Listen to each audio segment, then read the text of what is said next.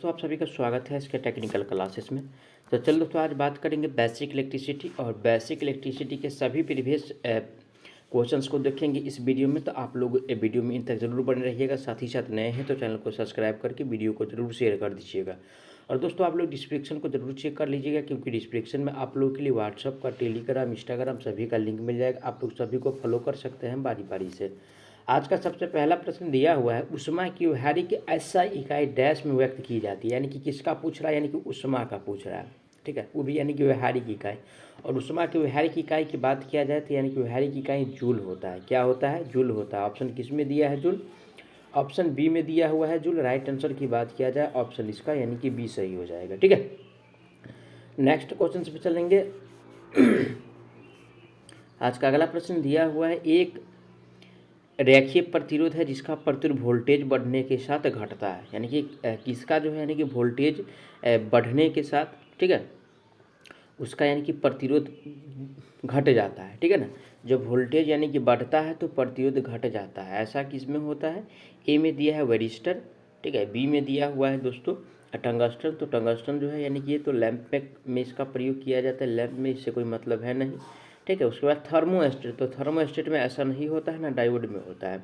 ये जो होता है दोस्तों यानी कि वैरिस्टर में होता है। ठीक है ना, एक दूसरे के घटने से वो बढ़ जाता है और उसको बढ़ने से ये घट जाता है। तो राइट आंसर की बात किया जाए तो ऑप्शन इसका ये सही हो जाएगा। कौन सा? ये is the right answer on this question. आगे बढ़ेंगे नेक्स्ट क्वेश्चन पे। आज का नेक्स्ट क्वेश्चन दिया हुआ है, 230 वोल्ट विद्युत स्रोत पर 10 एम्पीयर धारा लेने वाले विद्युत हीटर की इनपुट शक्ति क्या है? पी हमको ज्ञात करना है। तो पी बराबर दोस्तों जो फार्मूला होता है, ठीक है, पी पावर कहते हैं। और पी बराबर यानी कि वी गुने आई होता है, वोल्टेज गुने करंट होता है। तो पी बराबर वोल्टेज कितना दिया है? 230 वोल्ट। तो 230 और गुना में आई का वैल्यू कितना है? 10 एम्पीयर। तो 10 बराबर में कितना हो जाएगा? यानी कि 2300 हो जाएगा। और 2300 जो होगा दोस्तों ये वाट में होगा। किस में होगा? वाट में होगा, क्योंकि शक्ति का यूनिट जो होता है यानी कि वाट होता है। ठीक है ना। ऑप्शन किस में दिया हुआ है? 2300 वाट। ऑप्शन नंबर सी में दिया हुआ है। राइट आंसर की बात किया जाए ऑप्शन इसका सी सही हो जाएगा। ए में दिया है 230 वाट। तो 230 वाट को कैलकुलेशन करने के बाद नहीं आया, नहीं 23 वाट आया ना 0 वाट आया। ठीक है, ये 2300 वाट आया था। अगला प्रश्न पे चलेंगे। आज का अगला प्रश्न दिया हुआ है, 2 ओम और 3 ओम और 6 ओम के वाले प्रतिरोध को समांतर क्रम में जोड़ा गया है। तो संयोजन का कुल प्रतिरोध ज्ञात करना। किसमें जोड़ा गया है दोस्तों? यानी कि समानांतर क्रम में जोड़ा गया है। यानी कि तो यानी कि टोटल हमको RT निकालना है। तो 1/, यानी कि R1 और प्लस में 1/R2 और प्लस में यानी कि 1/R3। ठीक है, तो 1/RT बराबर क्या हो जाएगा? यानी कि 1/2 प्लस में यानी कि 1/3 और प्लस में 1/ यानी कि 6 क्या हो जाएगा? यानी कि 6 हो जाएगा। अब हमको क्या करना है? इसका यानी कि LCM लेना है। किसका LCM लेना है भैया? इसका यानी कि LCM लेना है। 2, 3, 6 का LCM कितना हो जाएगा? यानी कि 6 हो जाएगा। अब यानी कि ऊपर में कितना हो जाएगा? ऊपर में अगर मल्टीप्लाई करेंगे तो 3 हो जाएगा। 3 दूना 6 और 2 दूना यानी कि 6 हो जाएगा। और प्लस में यानी कि 1 हो जाएगा। ठीक है, कितना हो जाएगा? 1 हो जाएगा। 3, 2, 5 और 1 6, यानी कि 6/, यानी कि 6 हो रहा है। इसको पलटेंगे तो फिर भी वही होगा, क्योंकि हमको RT निकालना है। 1/RT का वैल्यू तो निकालना नहीं है। तो 6/6 अगर काटेंगे तो कितना? यानी कि 1 ला के दे रहा है। यानी कि RT का वैल्यू 1 ला के दे रहा है। ऑप्शन किस में दिया है? 1 ओम। और ये जो होगा दोस्तों ओम में होगा। ऑप्शन किस में दिया है? 1 ओम। ऑप्शन ए में दिया हुआ है। राइट आंसर की बात किया जाए तो ऑप्शन इसका ए सही हो जाएगा। दोस्तों कोई भी एग्जाम के लिए छोटा छोटा न्यूमेरिकल करके जाना है, तभी आप लोग एग्जाम को क्लियर कर सकते हैं, क्योंकि न्यूमेरिकल का वेटेज जो है 4 से 5 क्वेश्चन रहने वाला है प्रत्येक एग्जाम में। आगे बढ़ेंगे नेक्स्ट क्वेश्चन पे। आज का नेक्स्ट क्वेश्चन दिया हुआ है, इलेक्ट्रोमोटिव बल की SI इकाई क्या है? क्या है? किसका पूछ रहा है? इलेक्ट्रोमोटिव बल का पूछ रहा है। ठीक है, इलेक्ट्रो यानी कि मोटिव बल का यानी कि फोर्स का पूछ रहा है। और इलेक्ट्रोमोटिव फोर्स की यानी कि SI इकाई की अगर बात किया जाए, ठीक है, किसका? इलेक्ट्रोमोटिव बल का। तो इलेक्ट्रोमोटिव बल की अगर बात किया जाए तो दोस्तों इसका SI इकाई जो होता है यानी कि वोल्ट होता है। क्या होता है? वोल्ट होता है। ऑप्शन किस में दिया है? वोल्ट। ये जो वोल्ट जो दिया हुआ है दोस्तों यानी कि डी में दिया हुआ है। ठीक है, एम्पियर किसका है? तो ये तो धारा का है भाई। ठीक है, वेबर किसका है? ये फ्लक्स का है। ठीक है, और वोल्ट जो दिया है इलेक्ट्रोमोटिव वोल्ट का। ठीक है, तो राइट आंसर जो होगा दोस्तों वोल्ट ऑप्शन डी में दिया है। करेक्ट आंसर ऑप्शन इसका डी सही हो जाएगा। अगला प्रश्न में चलेंगे। आज का अगला प्रश्न दिया है प्रकाश का रंग निर्भर करता है, किसका रंग कहता है, यानी कि प्रकाश का कारण। और दोस्तों ये जो निर्भर करता है, ठीक है, ये तो सबसे पहले तरंग दैर्ध्य पे डिपेंड करेगा। किस पे? तरंग दैर्ध्य पे तो डिपेंड करेगा ही, साथ ही साथ जो प्रकाश यानी कि घूम रहा है, जो गति कर रहा है, उस पर भी डिपेंड करेगा। तो ऐसा जो ऑप्शन दिया हुआ है ए और बी जो दिया है दोनों डी में दिया है, राइट आंसर ऑप्शन डी सही हो जाएगा। ठीक है, अगला प्रश्न पे चलेंगे। अगला प्रश्न है शक्ति की एसआई इकाई क्या है, किसका पूछ रहा है, यानी कि शक्ति का पूछ रहा है। ठीक है, यानी कि शक्ति का एसआई इकाई हमसे पूछ रहा है, शक्ति का।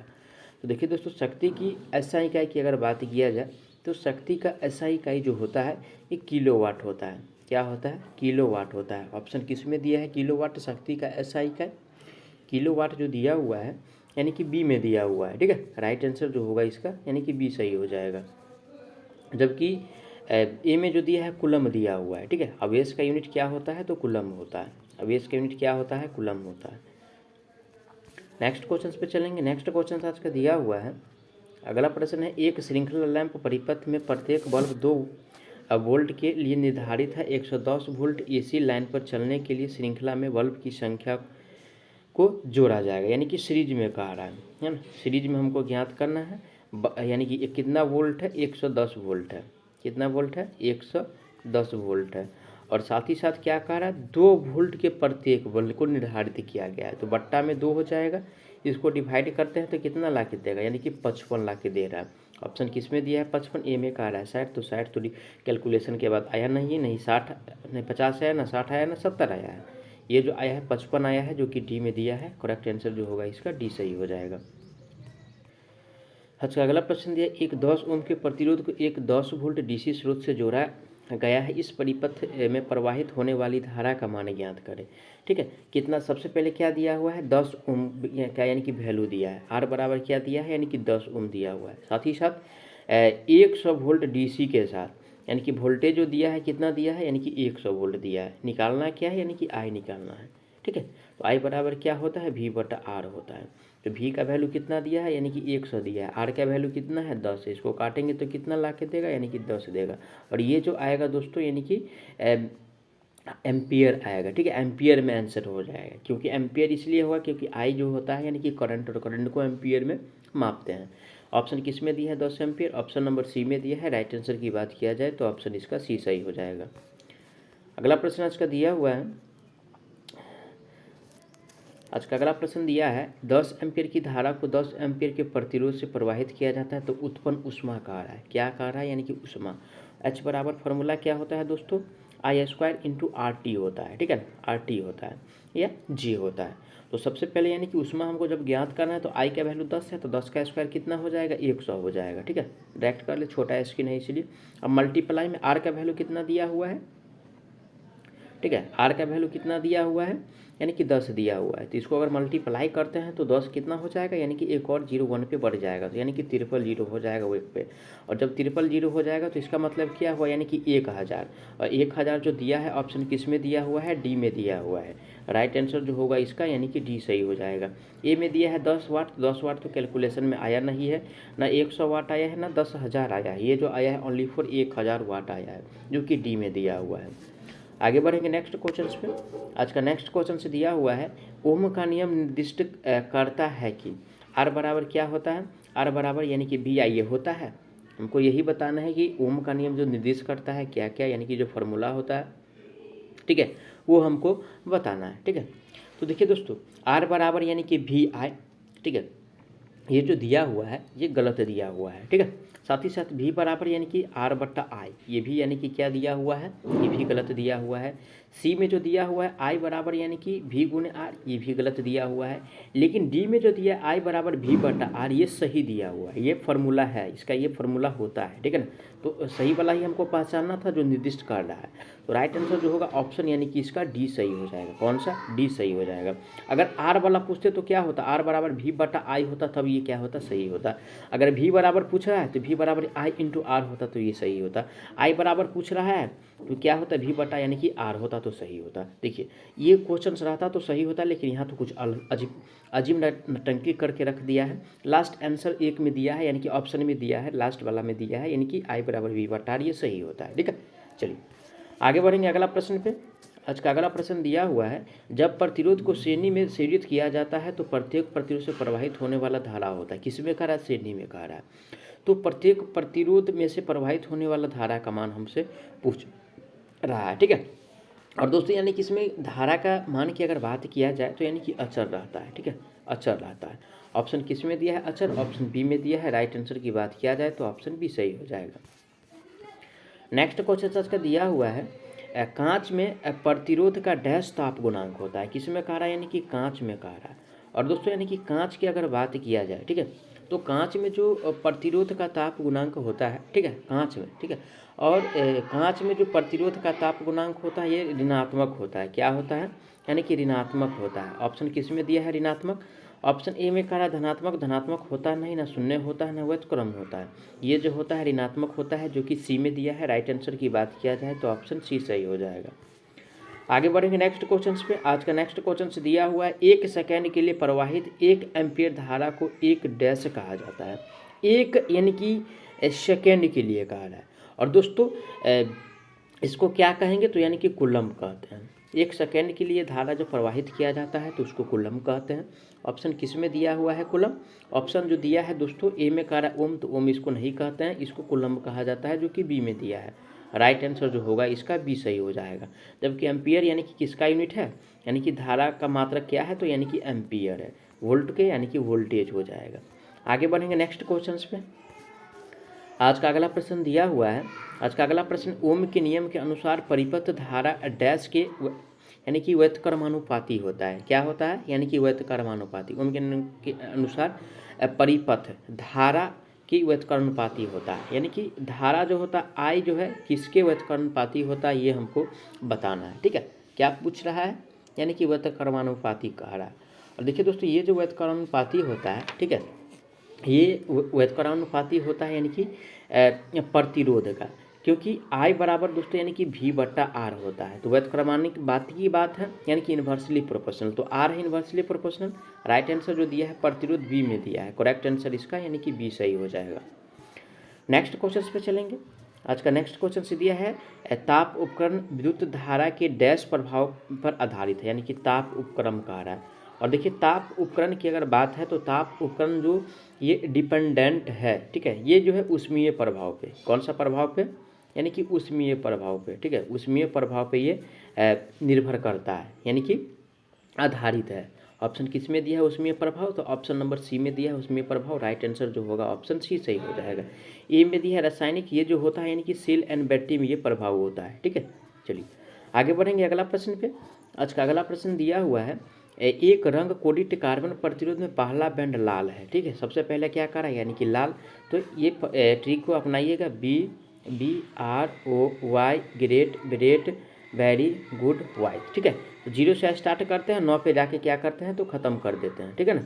9 पे क्या करते हैं? ख़त्म कर देते हैं। तो यानी कि रेड वाला 3 पे आता है, लेकिन हम 0 से स्टार्ट करेंगे तो क्या 2 होगा सबसे पहले, और आर पे चलेंगे, उसके बाद क्या है लाल है, उसके बाद दूसरा बैंड जो है दूसरा बैंड भी लाल है तो फिर भी यानी कि 2 हो जाएगा। उसके बाद क्या कह रहा है यानी कि तीसरा बैंड जो है यानी कि नीला है, और नीला का मतलब क्या हुआ?